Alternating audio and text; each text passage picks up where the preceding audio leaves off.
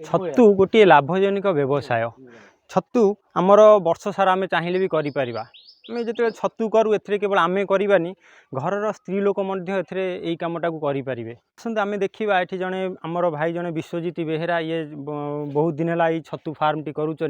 दिन को पाखापाखि 10 ରୁ 12 किलो पर्यंत प्रोडक्शन करुँच केवल यही छतु चाष कर परिवार मेंटेन करुँच। आम आज पहुँचीचु ये जाजपुर जिला बड़चना ब्लॉक पारिपोले गाँव में आम सहित बुझा केमी छतु प्रिपेरेसन करुँच एवं आ विषय आम डिटेल्स टेक्निक जाना। मुझे आगुरी थी बाहर थी हैदराबाद में आसिक भाविली घर रही किसी करी घर रही सुविधा हम तेणुक देखिली छतु बेपार भल बेपार तेणुक छतु बेपार आरंभ कली भल प्रॉफिट हो 8-10 किलो डेली माल बाहर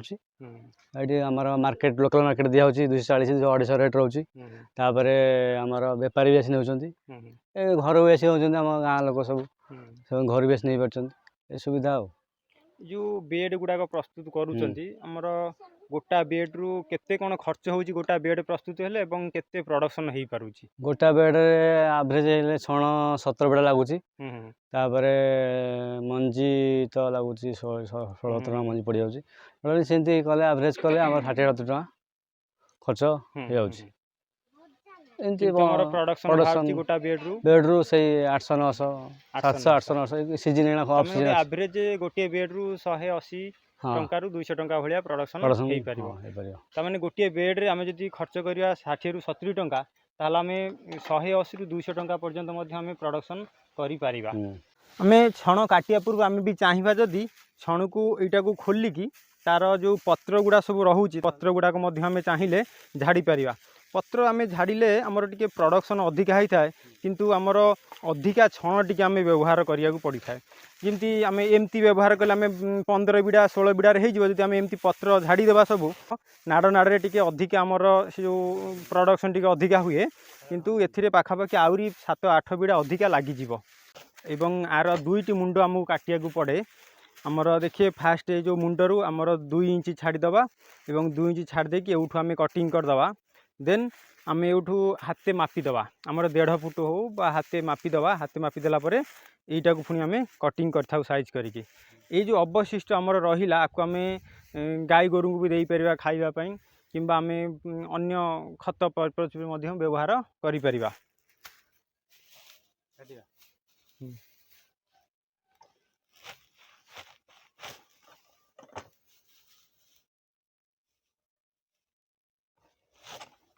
छण गुड़ाक आम एमती काटी सारापर आम एमती 7-8 बिड़ा को लेकिन गोटे गोटे छोट छोट बंडल आम करदबा बंडल करदेला ए बंडल गुड़ाक नहीं आमको से जो आम जो टांकी कर भेदेवाई नंदेरे हो कि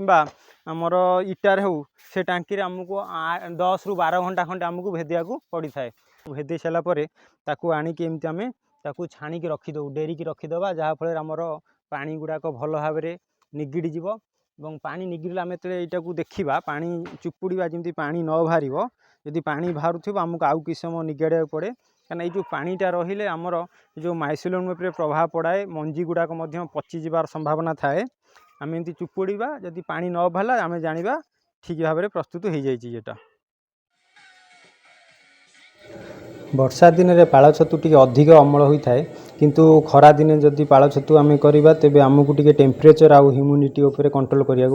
पड़ो। खरा दिन आमर टेम्परेचर साधारणतः 35 डिग्री ରୁ 40 डिग्री बेले बेले आमर 45 डिग्री पर्यंत पड़ जाए जितेबाला आम ओदा होता छण को पुणी घोड़े रखी था से छण भितर आमर आउरी टेम्परेचर अधिका बढ़ी जाए टेम्परेचर बढ़ीगले आमर साधारणतः ह्यूमिडिटीटा कमी जाए आ ह्यूमिडिटी कमिज नड़ारे जो आमर माइसिलम ग्रो हवा कथा ताहा भल भाव ग्रो हो पार ना तेणु आमको टेम्परेचर सब 30 डिग्री ରୁ 35 डिग्री रखा पड़ो। यदि टेम्परेचर आमर 30-35 डिग्री रहा ताहले आमर जो माइसिलमटा भल भाव ग्रो हो आमर साधारणतः 4-5 दिन पर यही जो माइसिलम ग्रो होगापाई ऑक्सीजन टी दरकार हुए कहीं जेहेतु सी 4-5 दिन पूरा घोड़ा होकर रही थाए तेणुक से प्रथम माड़े से ऑक्सीजन आवश्यक पड़े ना किंतु जितेबाला संपूर्ण भाव में बढ़ी जाए माइसिलम गुड़ाक 4-5 दिन पर ताहले से आम कौन करिया पड़ो ना से जो जरी आम घोड़े जो आम खोलीदे संध्या समय 4-5 घंटा जो आम फाँक रखा ताहले से माइसिलमटा आउ भल भाव में ग्रो हो जाए। आम साधारणतः अधिका प्रोडक्शन पाइबा हेल्ले आमको मंजीर क्वालिटी टे भल देखा पड़ी थाए जदि आम भल मंजी पाइबा ताहले गोटेटा बेड्रु 700 800 900 ग्राम पर्यंत आम प्रोडक्शन करें जदि मंजी आमर बहुत पुराणा हो जाए नष्ट हो जाए ताल प्रोडक्शन उपर यहाँ प्रभाव पड़ो साधारणतः छतु मंजी गुड़ाक एमती आम बटल आसी थाए से ताकू आम बटल को भांगिकी छोट छोट खंडे परिणत कर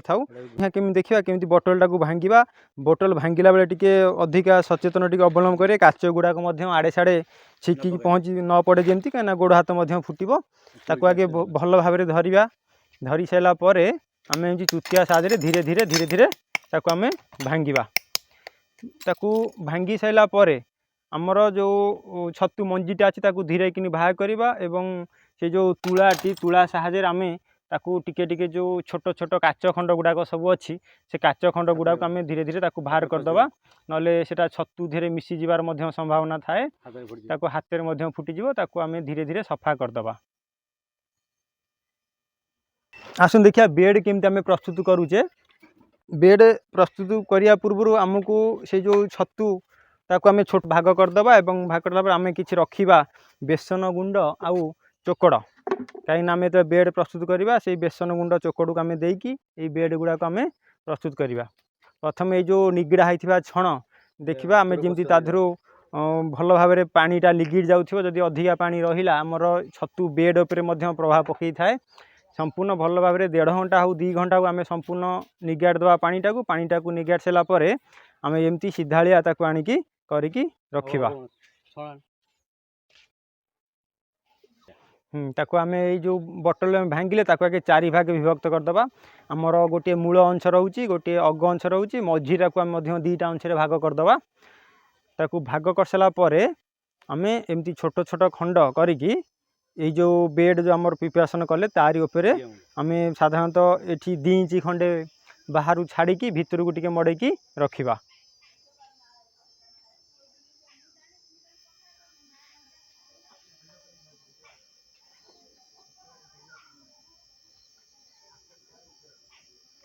आम एमती बाहर 2-2 इंच छाड़ी आम छतु मंजी गुड़ाक साइज कर रखिबा एवं रखी सारा पर ता उपरे जो आम जो पूर्व जो गोले चोकड़ आउ बेसन यही गुड़ाक तादेह आम देदेबा चोकड़ बेसन आम देले साधारणतः जो मंजीटा टी आमर टी उषुम पाए उषुम पाइला आमर जोड़ा फिफी भाया माड़ी थाए आम ताको माइसेलियम कही था जिते जिते गोटे बेड्रे भल माइसेलियम बढ़े से छतु प्रोडक्शन टी अधिका होता है।